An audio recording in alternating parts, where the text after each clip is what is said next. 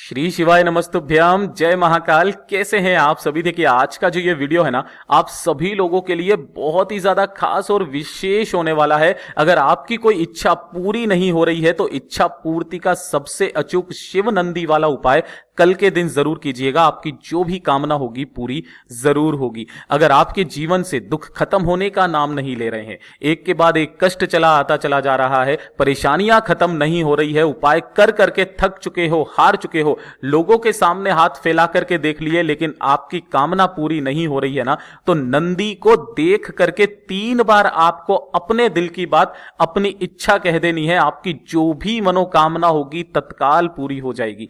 पूज्य गुरु जी की कथा से सुनकर के और समझ करके पूरे उपाय को बड़े ही विस्तार से बताऊंगा, परंतु उससे पहले आप सबसे एक छोटी सी प्रार्थना कि जो लोग पहली बार आए हैं चैनल को सब्सक्राइब जरूर कीजिएगा और वीडियो को लाइक करके देवादिदेव महादेव जी का कोई सा भी प्यारा नाम कमेंट बॉक्स में लिखना बिल्कुल भी मत भूलिएगा। इस पूरे वीडियो के अंदर हम 3 महा उपायों के बारे में बात करेंगे जो कि आपकी अलग अलग कामना पूर्ति के लिए सिद्ध होंगे। आपको जो भी उपाय सरल और सुलभ लगे ना, उस वाले उपाय को जरूर कीजिएगा। सभी के सभी अचूक और चमत्कारी उपाय होंगे।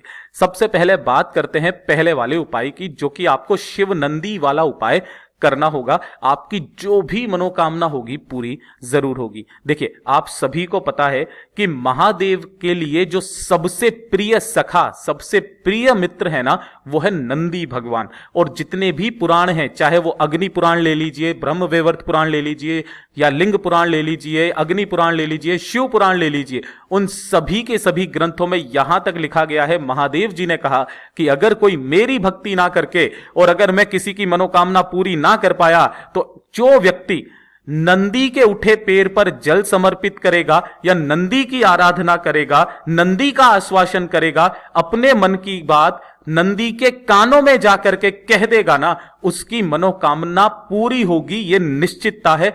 इतना असीम प्रेम है इन दोनों के बीच का।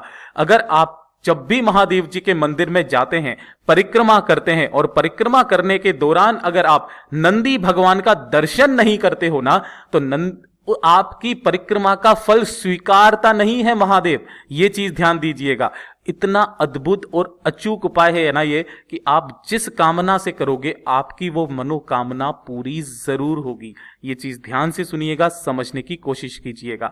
अगर आपको अपनी मनोकामना जल्दी से जल्दी पूरी करनी है और अभी के अभी पूरी करनी है ना, तो 1 लोटा शुद्ध जल अपने घर का, ये चीज ध्यान दीजिएगा, 1 लोटा शुद्ध जल अपने घर का, और हो सके तो 1 दीपक गाय के घी का गोल बत्ती का लेकर के पहुंच जाना देवादिदेव महादेव जी के मंदिर शिवलिंग के पास में।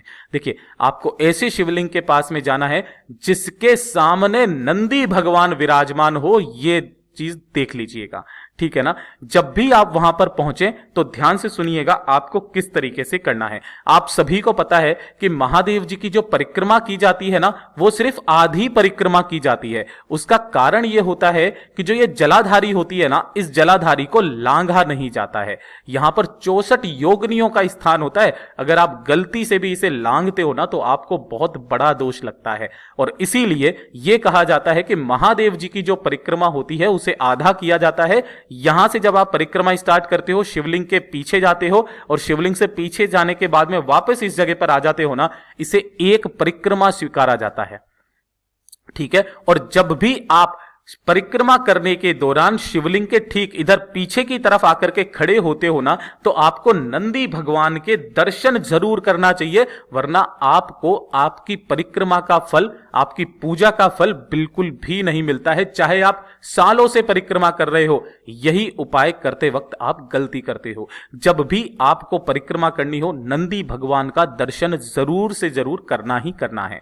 अब जो पूज्य गुरुजी ने बताया कि आपको 3 बार कामना बोलनी है, तो वो वाला उपाय कैसे करना है ये चीज ध्यान से सुनिएगा। आप जो सबसे पहले 1 लोटा शुद्ध जल लेकर के आए हो ना, उस 1 लोटा शुद्ध जल को देवादिदेव महादेव जी की शिवलिंग पर आपको समर्पित करना है। ओम नमः शिवाय, श्री शिवाय नमस्तुभ्यम पंचाक्षरी मंत्र या षडाक्षरी मंत्र का स्मरण करते हुए, और उसके पश्चात जो आपने 1 दीपक लिया है ना, उस 1 दीपक को आपको नंदी भगवान और महादेव के बीचों बीच में जो भी स्थान होता है ना, उस स्थान पर आपको ये एक दीपक लगा देना है, बशर्ते वो वाला स्थान जो होगा ना वो शिवालय की चौखट होगा। और शिवालय की चौखट के बाहर, महादेव जी के मंदिर के बाहर नंदी भगवान विराजमान होते हैं। ठीक है, उसके पश्चात जब आप मनोकामना कहने के लिए आएंगे, जब आप अपनी परिक्रमा स्टार्ट करेंगे, तो परिक्रमा को जब आप यहां से स्टार्ट करके भगवान शिव के पीछे की तरफ जाएंगे, है ना, अब वहां से नंदी भगवान का दर्शन करेंगे और दर्शन करके आपको अपनी मनोकामना कह देनी है और वापस बोल करके अपने यथा स्थान पर आ जाना है। क्या आपको वापस से जाकर के फिर से आपको वापस आना होगा? क्या ऐसे 3 बार करना है? तो नहीं, ये भी आपको नहीं करना है। पूज्य गुरुजी ने उसका भी क्रम बता दिया है कि आपको एक ही परिक्रमा में 3 परिक्रमा का फल कैसे प्रदान होता है, वो चीज ध्यान से सुनिएगा।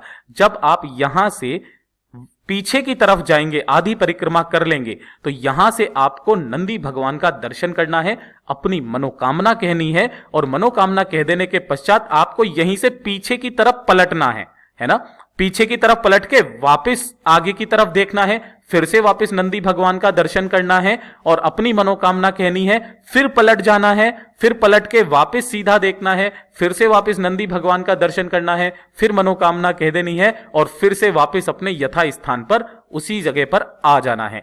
अपनी कामना कह करके वापस घर के तरफ चले आ जाना।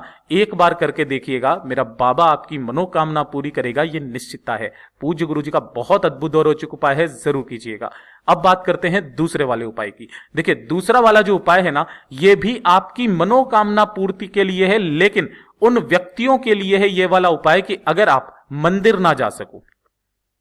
पहला, किसी भी कारणवश अगर आप मंदिर नहीं जा सकते हो, घर में कोई भी नहीं है, या फिर आपकी कोई समस्या ऐसी आन पड़ी है कि आप मंदिर नहीं जा सकते हो, तब आपको ये वाला उपाय घर पर ही करना है। देखिए, 2 शब्दों के बारे में पूज्य गुरुजी ने बताया था, एक तो होता है ज्योतिर्लिंग, एक होता है ज्योतिर्लिंग।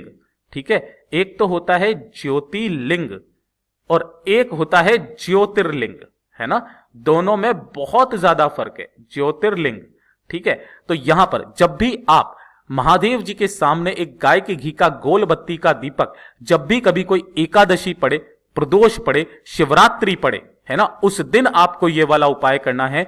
एक गाय के घी का गोल बत्ती का दीपक आपको महादेव जी के सामने लगाना है। और अगर आप देखेंगे तो यहां पर इस जो दीपक की लो होती है ना, ये दीपक की लो एक ज्योतिर्लिंग के रूप में मानी जाती है ना, ये ज्योतिर्लिंग का, मैं यहां पर ज्योतिर्लिंग नहीं कह रहा, ज्योतिर्लिंग का स्वरूप मानी जाती है।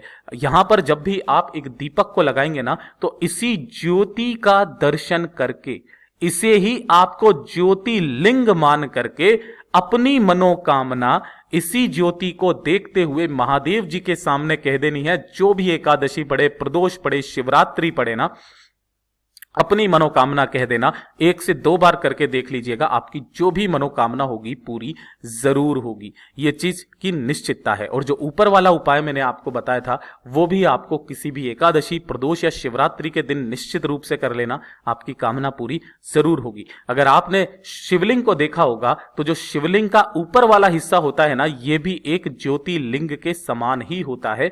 इसीलिए पूज्य गुरु जी ने ब्रह्मवैवर्त पुराण और शिव महापुराण का यह वाक्य हमें बताया था, जो कि आपकी सारी मनोकामनाओं की पूर्ति करता है।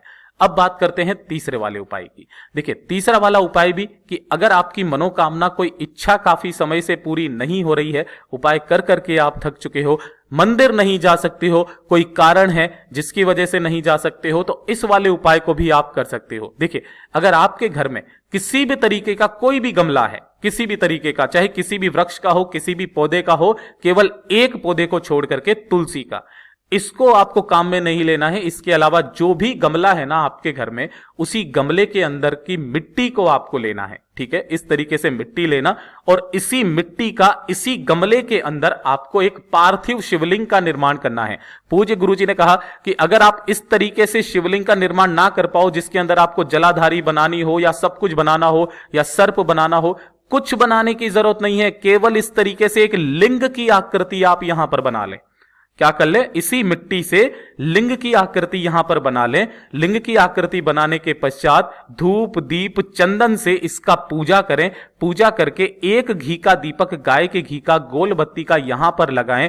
महादेव जी की शिवलिंग पर एक चावल का दाना और एक बेलपत्र आप समर्पित कर दे, अपनी मनोकामना, अपने हृदय की बात कह करके, और एक लोटा शुद्ध जल इसी शिवलिंग के ठीक ऊपर डालकर हाथों हाथ वहां का वहीं इसका विसर्जन कर देते हैं ना, तो जो जो भी एकादशी पड़े, प्रदोष पड़े, शिवरात्रि पड़े, करके देखिएगा, ज्यादा से ज्यादा 1 महीना आपकी वो कामना पूरी जरूर होगी। पूज्य गुरु जी के सभी उपाय बहुत ही ज्यादा खास और विशेष से जरूर कीजिएगा। वीडियो अगर पसंद आए तो लाइक जरूर करना, साथ ही साथ चैनल को सब्सक्राइब जरूर कीजिएगा। मैं आपसे मिलता हूं अगले वीडियो में, तब तक के लिए ओम नमः शिवाय, जय महाकाल, जय शिव शंकर, श्री शिवाय नमस्तुभ्यम।